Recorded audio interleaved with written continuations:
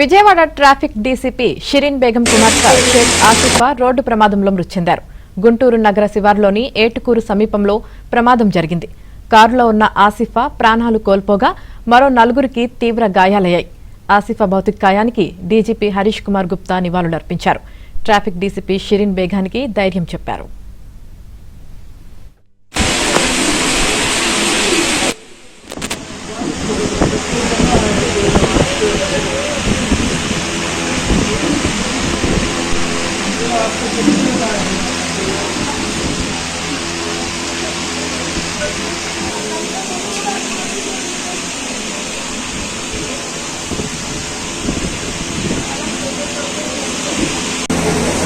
ఒక్క నిమిషం